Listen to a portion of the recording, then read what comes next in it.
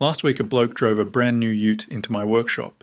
He had owned it for 11 months, had 42,000 kilometres on the clock, and the repair quote sitting in his shirt pocket was bigger than some people's home deposits. The Ute was not in a crash. It had not been flogged through a creek crossing or thrashed down a corrugated outback track with a full horse float behind it. It just stopped working the way it was supposed to, and the worst part, every single warning sign was there before he signed the paperwork. He just did not know where to look. Why? This list exists. 32 years behind a hoist will teach you things. The showroom will never teach you those same things. And the number one thing it teaches you is this. The Ute market in Australia is the most emotionally driven purchase in the entire automotive world. Blokes walk into a dealership, they see something sitting there on polished concrete under LED lighting. It looks like it could ford the Finca River and tow a small building, and they hand over $70,000, $80,000, $90,000 on gut feel and a badge they remember from their dad's driveway. I understand it. I really do. I have done it myself once, and I will get to that story in a minute because it is relevant, but understanding it does not make it smart. And in 2026, with Ute prices where they are, insurance premiums climbing like they have lost their minds, and repair costs that would make your grandfather weep into his thermos, buying the wrong Ute is not just an inconvenience, it is a financial disaster that follows you for 5 years. So here is what this list is and what it is not. It is not a badge attack. I have got nothing against any manufacturer as a company. Some of the people building these trucks are genuinely talented engineers doing genuinely hard work. This list is about the specific models, the specific engine codes, the specific generations that the data, the recall records, the court cases, and 32 years of pulling them apart in my own workshop say you should walk straight past, not jog. Walk. I am also going to be precise because precision is the whole point. When I say do not buy a certain Ute, I mean a certain version of it, a certain engine, a certain era. A blanket, never buy brand X, is lazy, and lazy costs you money just as fast as ignorance does. The engine code matters, the build year matters, the service history matters. I will give you all of it. And at the end, because I am not here to leave you stranded, I will tell you what I would actually put my own money on in 2026. Fair deal? Let us get into it. Honourable mention, the landmine. Disguised as a bargain. Before we count down the 5, I need to pull one. A quick word before we go on. Most people spend thousands of dollars repairing cars long before they actually need to. Professional mechanics have known for decades that a handful of simple habits can make almost any vehicle last far longer. And I've gathered 101 of those insider secrets into a book called The Mechanic's Bible. I won't mention it again. If you'd like a copy, the link is in the description. It does not sit on the main list for a specific reason that I will explain, but if I let you walk out of here without mentioning it, I would not sleep properly, and at 53, my sleep is already questionable enough. The Ford Power Shift gearbox era, specifically the dry clutch dual clutch transmission that Ford fitted to the Fiesta, the Focus, and the EcoSport through the late 2010s. Now here is why it is not on the main list. The modern Ranger has nothing to do with it. The current Ranger is a genuinely solid Ute. Consumer Reports rates it their best Ford in 15 years, and it is the best-selling vehicle in this country for a reason. I would not talk a person out of a new Ranger, but here is the problem in 2026. The used market is flooded with Ford small cars from that power shift era, and some of them are being presented as tidy, low-kilometre buys at prices that look very tempting to a young family stretching their budget. The Australian Competition and Consumer Commission fined Ford $10 million, not for building a gearbox that broke, plenty of gearboxes break.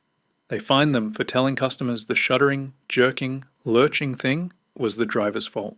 That is a different level of wrong. That is institutional. So this is a used market warning more than a new car warning. If someone is trying to sell you one of those small Fords with a power shift Run the compliance plate, check the build year, and know what you are holding. If the gearbox is already shuddering, that is not a quirk. That is the beginning of a very expensive ending. Right. Honorable mention done. Let us count down the 5 Utes I would personally never hand money over for, worst to worst, because none of them are getting a prize today. Number 5, the one with the ticking time.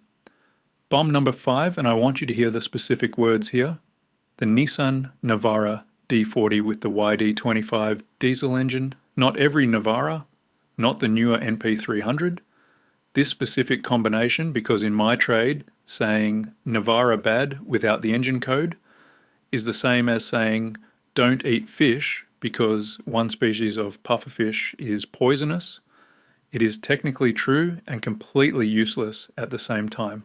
The YD25 is a 2.5 litre 4-cylinder diesel that Nissan fitted to the D40 Navara from around 2005 through to around 2015. On paper, adequate. In practice, it has one design feature that mechanics talk about the way farmers talk about a bad season. The timing chain on the YD25 is a single row chain, and it stretches. Not might stretch, stretches. It is a documented, well-established, industry-wide known characteristic of this engine, and when it goes, it does not go quietly. When a timing chain stretches far enough to skip a tooth, the valves meet the pistons. That sentence sounds technical. What it means in plain English is the engine destroys itself from the inside. We are not talking about a service item. We are talking about a full engine rebuild or a replacement motor. And neither of those conversations starts with a small number. I've had 3 of these come through my workshop in the last 4 years alone, and the owners all said the same thing. They had no warning. One of them had just had a service done somewhere else 2 months prior, full service, nothing flagged. Then one Tuesday morning, it let go on the highway at 100 kilometers an hour. He got it to the shoulder. It could have been worse. It was still plenty bad enough. The D40 is old enough that cheap ones are mostly spent. Either the chain has been done or the chain has gone. What worries me is the tidy ones, the ones someone has kept in a shed, low kilometers, full log book, looks beautiful. You see it for 15 or 16,000 and you think you have found buried treasure. Have the timing chain inspected by someone who actually knows this engine before you put a cent down. Non-negotiable. The newer MP300 is a meaningfully different animal, and I am not tarring it with the same brush. Engine code first. Always engine code first. That is the whole game with this one. 4. The brand that can't decide what it is, number 4. And this one I genuinely wrestled with putting on the list because when it works, it is spectacular. The Volkswagen Amarok, specifically the V6 TDI versions, and I will tell you exactly why the wrestling match ended the way it did. The Amarok is a genuinely impressive piece of engineering. The V6 diesel pulls like a freight train. The ride is better than anything else in the segment. And if you put a car person and a truck person in the same room and let them both drive one, they will both come back smiling. I understand why people buy them, I really do. They are the most car-like ute on the market, and that is not an accident. Here is my problem with it, and it is the same problem I have with the entire Volkswagen Group's dual-clutch gearbox history. The DQ200, the dry-clutch DSG that sat in the smaller Volkswagen products, was a nightmare. The Amarok uses a different unit, but it shares the same family philosophy of complexity. And complexity in a work vehicle, in a vehicle that people are using to actually earn a living or genuinely explore this country, is not a feature. It is a liability. The Amarok sheds half its value in 5 years. Nobody mentions that. You buy it for $85,000. You service it at the dealer because the independent options for the V6 calibration and software updates are limited in this country outside the capital cities. Volkswagen was also hit with a record $125 million penalty by the ACCC for the diesel emissions scandal. That is the largest penalty ever handed down in Australian consumer law history. It has nothing to do with whether the Amarok's engine is well built, but it tells you something about the corporate culture you are dealing with when something goes wrong and you need a warranty claim honoured. My honest summary of the Amarok is this: it is a brilliant vehicle for someone who lives near a Volkswagen dealer, earns well, services it meticulously, and sells it before the warranty expires. That is a very specific type of owner, and most of the people I see buying them are not that person. They are a tradie in a regional town who needs it to work every single morning and cannot afford a week of downtime waiting for a part that has to come from the other side of the country. Buy it with your head, not your heart, and know every single cent of what you are committing to, or buy something else. Number 3, the 1. Everyone buys for the badge number 3, and this one is going to cost me some comments. I can already feel it. The Toyota Hilux SR5, specifically the 2015 to 2020 diesel particulate filter generation. Before you set your keyboard on fire, let me say this clearly. I rate Toyota. I have said it before, and I mean it. The brand at the top of the hard data globally, the best parts network in the country, resale that holds like nothing else on the market. All of that is true, and I am not walking any of it back. But here is also true. Between 2015 and 2020, Toyota sold approximately 264,000 Hilux, Prado, and Fortuner vehicles in this country fitted with a diesel particulate filter that the Federal Court of Australia found was not of acceptable quality.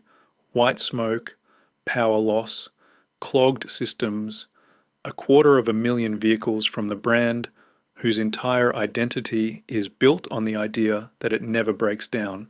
Toyota appealed the ruling. They lost the appeal. That case is still working its way through the compensation process. Now here is the specific trap in the used market in 2026. Those vehicles are now at exactly the age and price point where they look like a great second-hand buy. A 2016 or 2017 Hilux SR5, tidy, full service history, 110,000 kilometers. It looks like the smart buy. The badge is right, the price has dropped to something that feels reasonable, and your mate Dave reckons his uncle had one and it was bulletproof. Dave's uncle is not a mechanic. What you need to know before you buy one of these is whether the diesel particulate filter issue has been properly addressed on that specific vehicle. Toyota did extend warranties and fit manual regeneration systems as part of the remediation process, but not every vehicle in that affected window got the full treatment. And the engine underneath is not a bad engine. I want to be precise about that. The 1KD is a capable motor. It was the filter setup, badly calibrated for Australian driving conditions, particularly the short urban trips that never gave the filter a proper chance to regenerate. The engine itself was not junk, so the advice here is not never buy a Hilux. The advice is never buy a Hilux from this specific window without a full documented service history, a filter inspection from someone who knows what they are looking at, and written confirmation of what remediation, if any, was done.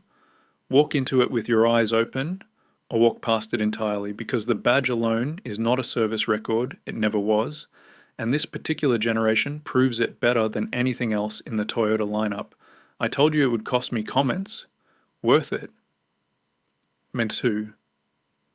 The one that looks like a bargain and isn't number 2, and this one is more current than anything else on the list, so I want to be very precise about where the information is coming from and what it means. LDV, specifically the T60 and the newer Shark Ute. And if you just bought one, take a breath, because the issue is specific and I will give it to you straight. LDV is currently before the Australian courts.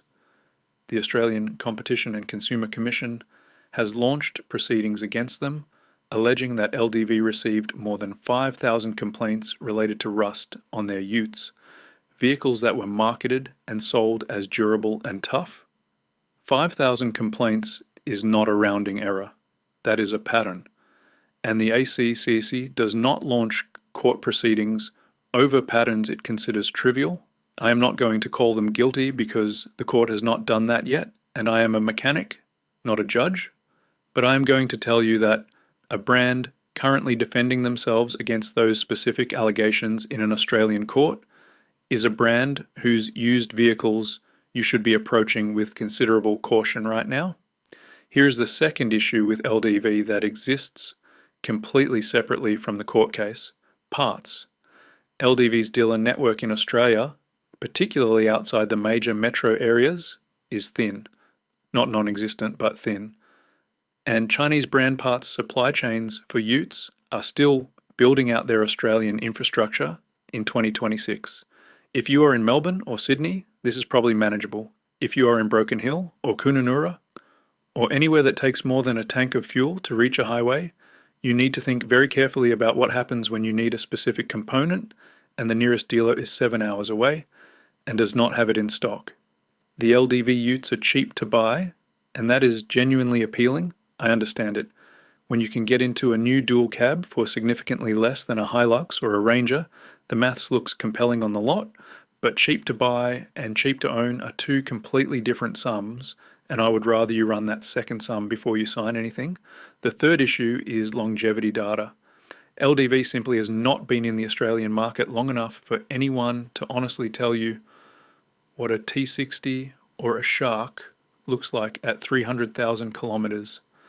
That data does not exist yet. I am not saying they will fall apart. I am saying nobody on earth knows, including me, and any mechanic or reviewer who tells you otherwise is guessing. That is not reliability. That is optimism dressed up as confidence.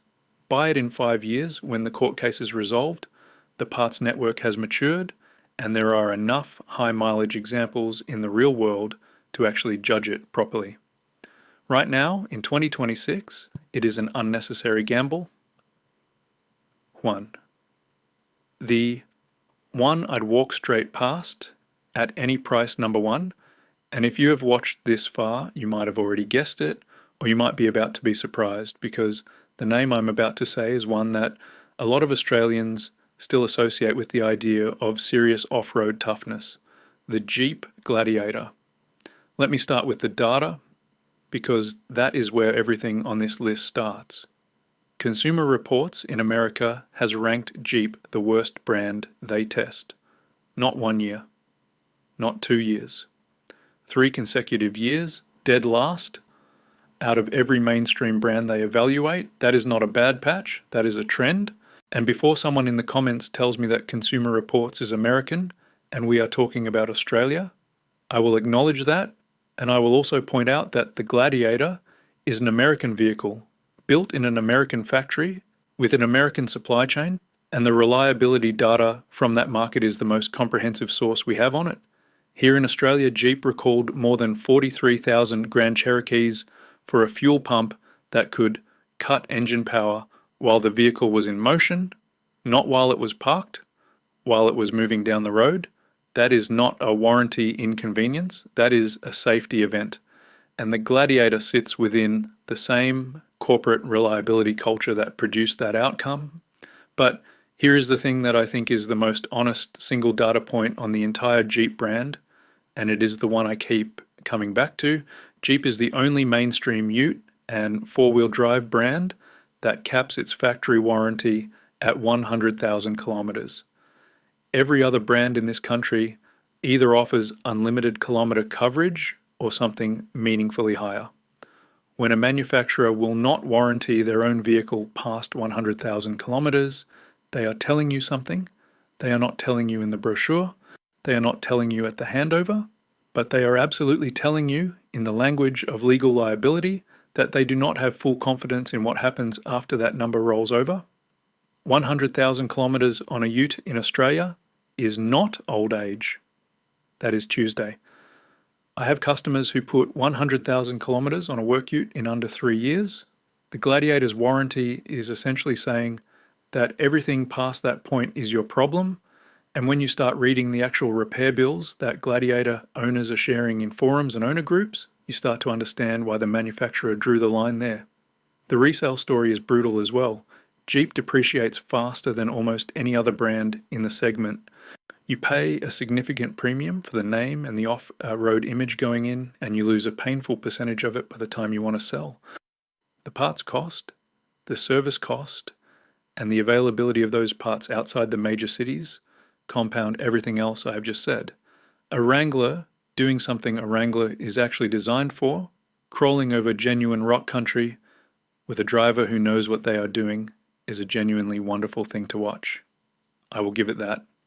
But the Gladiator is a Wrangler trying to be a Ute, and in 2026 in Australia, there are too many genuinely good Utes available for that compromise to make any financial sense at all.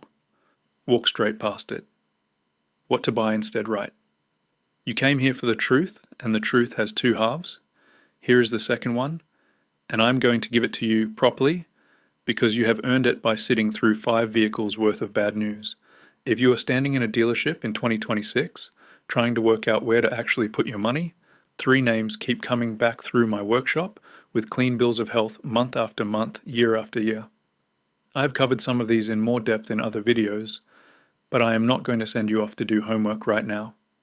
You deserve the direct version here in plain language, without me padding it out to make the runtime look impressive. First, the Isuzu D-Max with the 4JJ1 diesel engine. I am talking the pre-2023 generation specifically, because the newer versions have not been out in the world long enough for me to put my name to them yet, and I will not do that until the kilometers are on the board. The 4JJ1 I will absolutely put my name to. I have said it before, and the data keeps saying it back to me every single time I look. Isuzu does not build car engines that happen to go in Utes. Isuzu builds truck engines, proper commercial diesels engineered to do 1,000,000 kilometers in a delivery truck before they start complaining, and then they drop one of those engines into a dual cab and sell it to you for less than a Hilux, cast iron block, forged steel crank, the kind of bottom end that mechanics pull apart at 300,000 kilometers and find clean. Not acceptable, clean. I have seen it with my own hands on my own hoist. The grey nomad crowd, the touring fraternity, the people who actually drive to the dead center of this country and back towing 3 tons the whole way, go and ask them what they trust. You will hear the same word over and over, Isuzu. That is not marketing. That is accumulated real-world evidence from people who cannot afford to be wrong. The one honest catch, because there is always one and I will always give it to you, keep an eye on the injectors around the 150,000 to 200,000 kilometer mark. That is the maintenance conversation to have with your mechanic before it becomes an emergency conversation on the side of a highway. Do that, and the D-Max will embarrass vehicles twice its price and 3 times its reputation. Second, the Mazda BT50. Almost nobody talks about it, and that, funnily enough, is a significant part of why I like it. It does not carry the cultural weight of a Hilux. It does not have the street presence of a Ranger. It will not get you a nod at the servo from a bloke who thinks badge choice is a personality. What it does have is an above-average reliability record across nearly every independent study that actually tracks these things, a genuinely pleasant thing to live with every single day, and a parts and service network that is not going to leave you making phone calls from a dirt road somewhere west of Bourke. It also shares its fundamental underpinnings with the Isuzu D-Max, which should tell you something very useful about where its engineering DNA comes from. If that does not make you look at it differently, I do not know what will. Third, and I want to be precise here, because the precision matters, the Mitsubishi Triton with the right engine and the right generation. The older Tritons had a reputation as a bit of a lottery, and I am not going to pretend otherwise because the people saying it are not wrong, but the hardware underneath the current generation is simple and simple is just another word for fixable. When something breaks on a simple vehicle, a good independent mechanic can sort it without needing a software license and a factory calibration jig. That matters enormously when you are not living next door to a dealership. The 10-year warranty, and this is the big one, if you service it with Mitsubishi every single time without skipping, is a remarkable amount of protection for the money, 2 years longer than Toyota. Just steer toward the proven diesel variants and hold off on the brand new turbo petrol until real-world data catches up with the promises being made in the brochure. None of these three are glamorous, none of them will get you whistled at in a car park, and frankly, if a car park whistle is on your list of purchase criteria, we need to have a different conversation entirely. But in 5 years, when the bloke who bought one of the 5 vehicles on today's list is explaining his repair quote to his partner at the kitchen table, these three will still be working. Quietly, without drama. Exactly the way a good ute should. Here is what I want to leave you with, and it is the same thing I've been trying to say to anyone who would listen for 32 years in this workshop. The badge on the bonnet is a marketing decision made by people in a boardroom. The engine underneath is an engineering decision made by people with slide rules and stress tolerances and a brief to make something that actually lasts. One of those two decisions will follow you home and live in your driveway for the next decade. Only one of them will matter at 200,000 kilometers. Choose accordingly. Every single ute on this list today has owners who will look straight down a camera and tell you their specific one has been absolutely perfect, and some of them are right. I am not here to tell individuals they are wrong about their own experience. What I am doing is ranking probability across thousands of examples in the real world under real Australian conditions, maintained by real people who service their vehicles the way real people actually do, which is sometimes perfectly, sometimes not perfectly, and occasionally in a way that would make a first-year apprentice wince. The recalls are public record, the court cases are public record, the repair costs are showing up in owner forums and workshop quotes all over the country if you spend 20 minutes looking. None of this information is hidden. It is just not printed on the brochure next to the payload rating and the tow bar capacity, and nobody at the handover is going to bring it up unprompted. So buy the track record, not the badge. Buy the engine code, not the name on the tailgate. Get the thing inspected before you sign by someone who has no financial interest in whether you do or not. And if a mechanic who has been pulling these things apart since 1994 with genuinely nothing to sell you is worth something, you know exactly what to do with that subscribe button. Drive safe, park carefully.